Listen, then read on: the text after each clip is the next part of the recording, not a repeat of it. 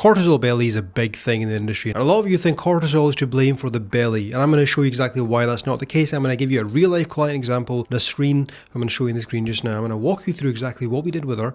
I'm going to explain exactly why cortisol is not the big bad boogeyman. This is the stuff that TikTok and social media is not showing you. So let's dive into the screen. Let's get stuck straight in. So I'm going to take you through Nasreen. So Nasreen's someone who's been with us for a while, but cortisol for her was the biggest kind of worry, you know, the demon, the cortisol boogeyman, as you like to see it.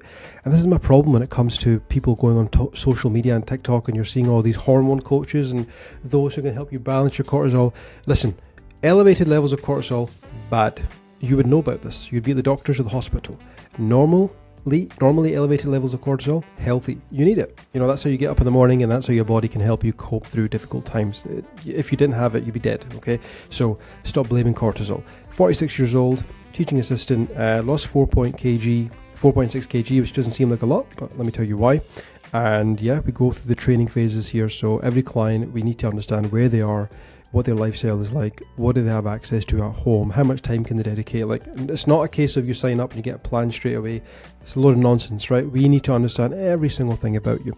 So for her, obviously, she's quite stressed. She's tried things before, but the biggest thing for her was she thought cortisol was ruining her progress.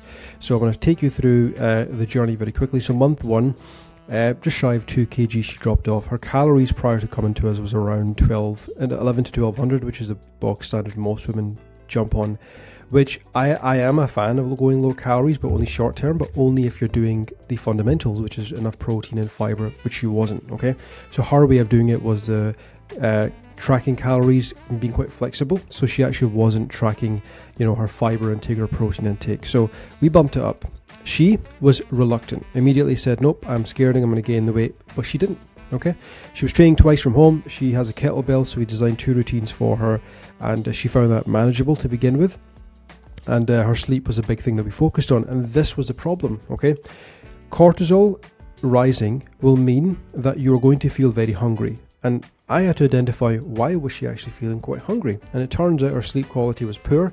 She was quite erratic with her sleep habits, so that was the first thing we worked on. So for 2 to 3 weeks I got her to have better sleep hygiene.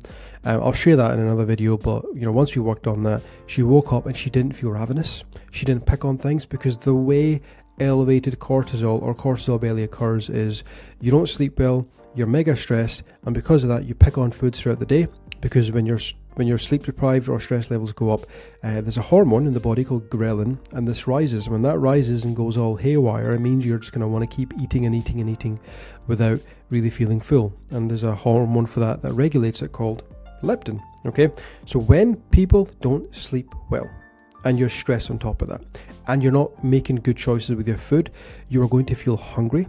You're going to pick on things subconsciously and not realize it, and the calories are not going to be controlled. They're going to go up, and that's why people have the cortisol belly. And for anyone saying to me, oh, it's not about calories, it's about hormones, well, the one good thing from GLP-1s is we're seeing the impact that when your appetite is suppressed and you don't eat much, you lose weight. Is it a hormone thing? No, it's a calorie thing, okay? So please stop debating this now. Thankfully, people are starting to come to their senses, okay? So sleep, we focused that. She wasn't feeling as hungry, which meant that her calories were controlled. So she wasn't picking on things and snacking on things without realizing. We kept her calories fairly static. So there were around 1700, which is still fairly low, but for her it was manageable. Fiber was around 27 grams. Her step count wasn't 10 to 12k every day.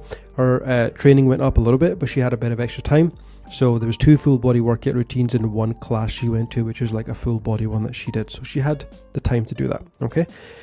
So she felt quite good doing that. And as you can see, it's been highlighted here. The weight came down just shy of 1 kilo. After the age of like 30 to 35, you need to be accepting of the fact that you're not going to lose fat as quickly as possible, okay? When you are in your 30s and 40s and beyond, the weight loss is going to be slow. This is why I say to people, stop weighing yourself. It's the worst thing you could do, because it's not going to be as fast as your niece or your 20-year-old cousin, or if you've got a young friend, your friend, okay? It's going to be a bit slower. So that's why I say to everyone, take progress photos, and that's why I popped it on the screen. It's important you do that because you will physically see the transformation, which scales are not going to show you. And when you're exercising as well, you will see a degree of muscle tissue balancing your weight out. Okay. She felt good at a family birthday as well, which is what we're all about here. Half a kg coming off there. And this was a reset, which we do with everyone, where I say to people, don't stress about things. Okay. We're going to take it easy. That said 3 times full body training, which is wrong. I don't know why I put that in there. She was only training once a week, kept her calories stable, and she kept her step count pretty relaxed as well. So she didn't actually increase it. It was between 5,000 to 7,500, which she managed, and she lost 1 kilogram. This is why I say to people, you need to not rush the process. And that's it. Cortisol belly was no longer a thing, and it really opened up her eyes about the whole cortisol game, because a lot of people, you're being misled. Okay, so assess your sleep. Are you sleeping well? Are you mega stressed? And then think, okay, are you then picking on things throughout the day without realizing? That's why I say to people, the single best thing that you can do is keep a food diary. You'll see whether or not you're doing that. And that is what's going to cause the cortisol belly to appear, because you're not reducing your caloric intake, gradually and naturally. You're actually keeping it elevated, because you might think, oh, I'm hitting my protein goals and I'm exercising, but because your sleep is poor, you're not thinking about it, you're picking on things, which is causing your calories to go up. And that is Nasreen in a nutshell, which she has now rectified, and she is thriving. She's loving it now. Okay, so much so that she's actually telling people about the whole cortisol thing. A few jabs were made because a few of her friends were quite stubborn, because they like to believe the influencer market now. But yeah, she's winning, and that's all that matters, and that's all I care about. So if you want our help, link is in the description. If you want us to give you a no-nonsense approach where we're going to fix everything for you, you know where to go. So link is below. Check it out. There's some freebies in there as well. If not, and you just wanted to be a little bit educated and entertained somewhat, then I'm hoping you took some value from this video, and I'll see you guys in the next video.